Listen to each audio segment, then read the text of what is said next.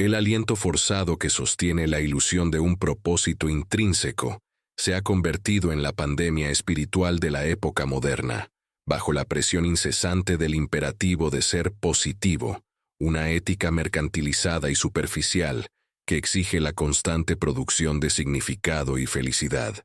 La psique occidental se encuentra exhausta, ahogada por la propia luz que se le exige emitir. Este mandato de significado, que va desde el autoengaño psicológico hasta las grandes narrativas políticas y sociales, no es una fuente de bienestar duradero, sino un motor de fricción, un generador constante de decepción que, inevitablemente, desemboca en conflicto. La positividad tóxica, al invalidar el sufrimiento y la contingencia inherente a la existencia, no solo distorsiona la realidad, sino que nos desarma ante la inevitable vacuidad que subyace a toda empresa humana. Es en este punto de quiebre, cuando el optimismo se revela como la más corrosiva de las ilusiones, donde emerge la necesidad de una rendición radical, de un cese de fuego espiritual. La paz, paradójicamente, podría no encontrarse en la fe ciega en un significado trascendente, ni en la exaltación del ser, sino en el reconocimiento sobrio y sereno de la absoluta falta de fundamento de nuestros valores más preciados, en la aceptación lúcida del nihilismo, la búsqueda de un significado externo, de un telos preestablecido, o de una razón última para el dolor y el esfuerzo, es la raíz de toda ideología, y por extensión, de toda guerra. Cuando una persona o una cultura inviste su identidad y su moralidad en un valor absoluto, ya sea la patria, la deidad, la riqueza o el éxito personal, cualquier amenaza a ese valor se convierte en una amenaza existencial, justificando la violencia necesaria para preservar la ilusión. La gran fatiga moderna, esa melancolía persistente, que ni el consumo ni la autoayuda logran disipar, es el síntoma de una conciencia que intuye la falsedad de los pedestales que se le obliga a venerar. Sentimos el peso abrumador de una civilización que, tras declarar la muerte de sus dioses tradicionales, ha sustituido el vacío con ídolos aún más frágiles, el éxito profesional sin límites, la realización personal garantizada o la eterna juventud. El nihilismo, lejos de ser un mero descenso a la desesperación, puede ser entendido como el bisturí necesario para extirpar estas expectativas impuestas, liberando el espíritu de la tiranía del propósito. Para comprender cómo la ausencia de valor puede ser la clave de la tranquilidad, es imperativo remontarse a los orígenes de esta idea, a la primera vez que la conciencia humana se atrevió a confrontar la aterradora e inmensa quietud de la nada. El reconocimiento de la inexistencia de un fundamento último para el conocimiento y la moral no es un invento del siglo XIX, sino una cepa de pensamiento que ha corrido subterráneamente desde los albores de la filosofía occidental, mucho antes de que la palabra nihilismo fuese acuñada formalmente. Los pensadores griegos ya habían delineado los límites del significado y la verdad. Los sofistas, con Protágoras a la cabeza, afirmando que el hombre es la medida de todas las cosas, disolvieron cualquier noción de verdad objetiva, preparando el terreno para el subjetivismo radical.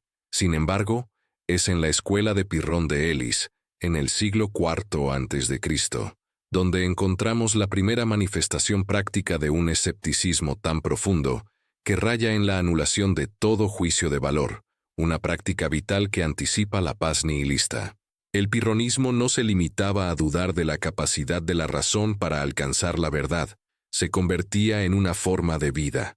Pirrón y sus seguidores sostenían que, dado que no podemos saber nada con certeza, ni la naturaleza última de las cosas, ni qué acciones son intrínsecamente buenas o malas, la única respuesta lógica y saludable es la epoge, la suspensión total del juicio. Al suspender el juicio sobre la verdad de las proposiciones y la bondad de los valores, se alcanza la ataraxia, un estado de imperturbabilidad total, una paz que nace de la indiferencia ante las construcciones mentales del mundo. La ataraxia pirrónica es una paz negativa, la cesación del sufrimiento que surge de la renuncia a la búsqueda quijotesca de una verdad o un significado que la realidad se niega a ofrecer. Este antiguo escepticismo radical, por lo tanto, establece la premisa fundamental del nihilismo como praxis. La destrucción de la creencia conduce al silencio de la mente y, por consiguiente, a la paz. El salto conceptual del escepticismo antiguo al pesimismo metafísico de la modernidad nos lleva directamente a Arthur Schopenhauer, 1788-1860. Nacido en Danzig, en el seno de una familia burguesa ilustrada, Schopenhauer vivió una vida de relativo aislamiento académico, marcada por una profunda decepción temprana con la filosofía idealista hegeliana que dominaba su época. Su obra seminal, El mundo como voluntad y representación, 1818, no fue inmediatamente reconocida, lo que reforzó su talante solitario y agrio. Schopenhauer, influenciado por Kant, quien le proporcionó el marco de la representación como fenómeno accesible, y, crucialmente, por los textos de los Upanishads, que le ofrecieron una vía de escape del sufrimiento occidental, desarrolló un sistema filosófico cuya profundidad y rigor despojaron al universo de cualquier atisbo de bondad o propósito.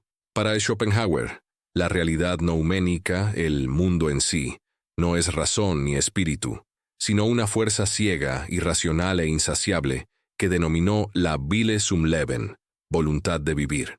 Esta voluntad no es consciente ni teleológica, es un impulso ciego y eterno que se objetiva en todos los fenómenos, desde la fuerza gravitacional hasta el deseo humano más refinado. El peso de esta doctrina es inmenso. El ser humano, como manifestación consciente de la voluntad, está condenado al sufrimiento perpetuo. El deseo es la manifestación de una carencia. Al satisfacer un deseo, inmediatamente surge otro, y la satisfacción misma es apenas un instante de tregua antes de la inevitable irrupción del hastío, la otra cara del sufrimiento. El mundo, para Schopenhauer, es la negación absoluta de la positividad, es el peor de los mundos posibles.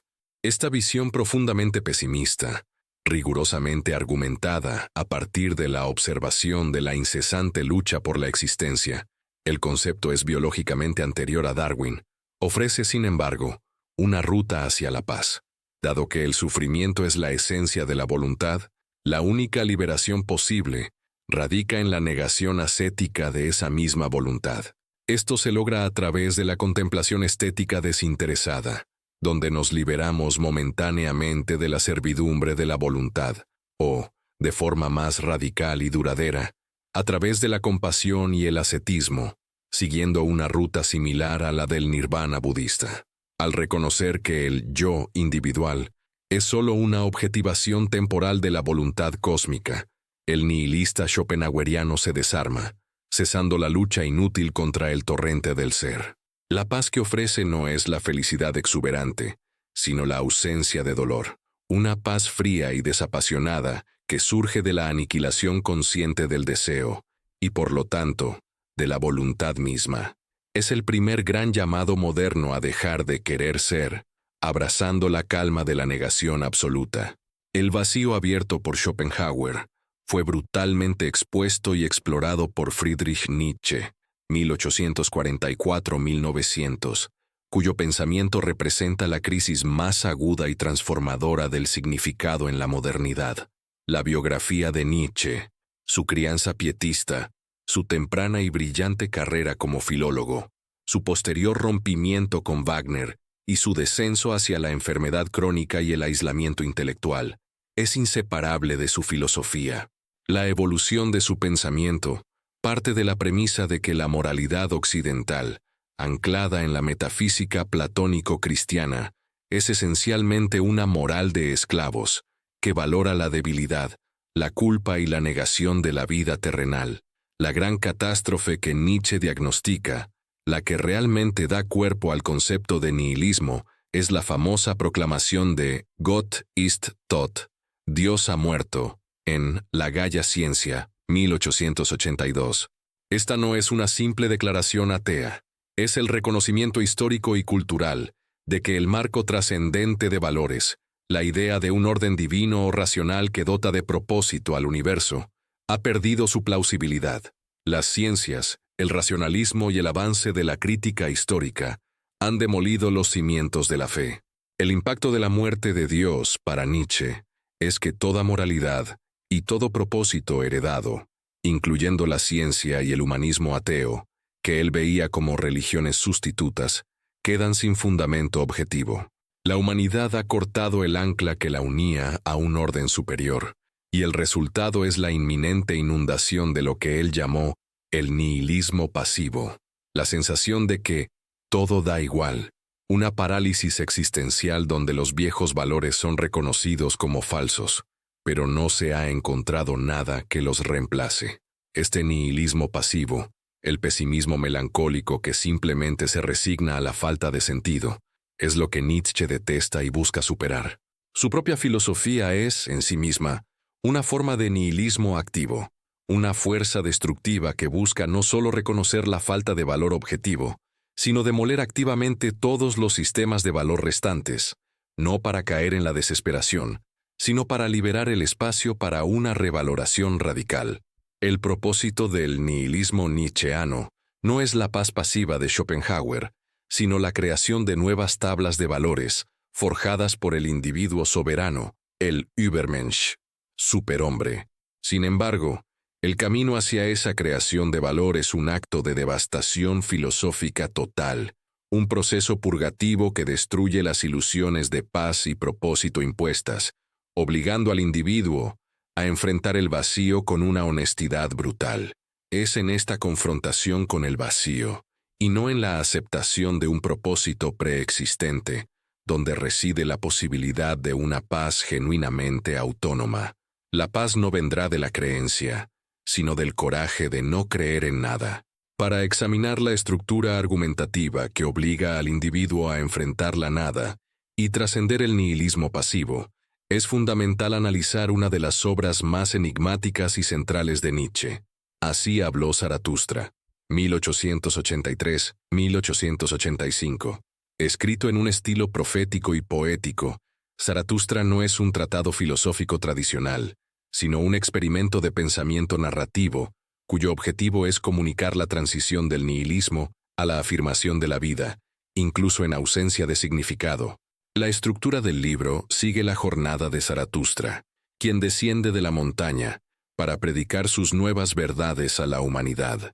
Las parábolas y discursos están diseñados para desmantelar capas de moralidad tradicional, el desprecio por la compasión judeocristiana, la condena del espíritu de la gravedad, la creencia en verdades eternas y la exaltación del cuerpo y la tierra por encima del espíritu. El punto culminante del rigor destructivo del argumento nihilista de Nietzsche se encuentra en la prueba del ewige Wiederkehr, eterno retorno. Esta doctrina no es una mera hipótesis cosmológica, sino un ejemplo práctico de la más profunda confrontación ética. La pregunta que Nietzsche propone es, ¿qué pasaría si un demonio se te acercara y te dijera que esta vida, tal como la vives y la has vivido, tendrás que vivirla una vez más, y otra, hasta el infinito? El eterno retorno es el peso más grande imaginable. Si tu vida estuviera desprovista de valor intrínseco, si cada dolor, cada humillación y cada insignificancia tuviera que repetirse sin un propósito final, ¿caerías de rodillas maldiciendo al demonio o responderías que sí con éxtasis? La respuesta a esta prueba revela el grado en que la persona ha afirmado genuinamente su vida. Si la respuesta es la afirmación extática, el individuo ha logrado amar su destino, amor fati, reconociendo que incluso la miseria es necesaria e inseparable de los momentos de alegría. La paz nihilista, en este contexto, no es la ausencia de lucha, sino la afirmación total de la propia existencia en su totalidad, sin necesidad de justificaciones trascendentes o promesas de un futuro mejor. El nihilismo activo, entonces, se convierte en la condición previa para la libertad más radical. Solo cuando se han destruido todas las razones externas para la existencia, el ser puede afirmarse a sí mismo como su propia y única razón de ser. El siglo XX, marcado por 2 guerras mundiales y el colapso ideológico, proporcionó el laboratorio empírico para el nihilismo. Los horrores de la guerra demostraron la fragilidad de la civilidad basada en la razón y la facilidad con que las grandes narrativas de progreso y moralidad podían desmoronarse. Esta experiencia histórica dio origen a la variante más accesible y humana del nihilismo, el existencialismo, cuyo exponente más lúcido y menos desesperado fue Albert Camus, 1913-1960. Nacido en la pobreza en la Argelia colonial, la filosofía de Camus se forjó en la experiencia concreta de la injusticia y la limitación humana. Su obra no busca un sistema metafísico completo, sino una respuesta ética a la pregunta fundamental: ¿cómo vivir cuando se reconoce que la vida no tiene sentido intrínseco? Camus define el concepto central de su pensamiento, el absurdo, en El mito de Sísifo, 1942. El absurdo no es simplemente la falta de significado en el universo, ni la falta de sentido en el hombre. Es la tensión irresoluble, la confrontación constante entre la tendencia innata de la mente humana a buscar claridad, unidad y significado, y el silencio indiferente del universo.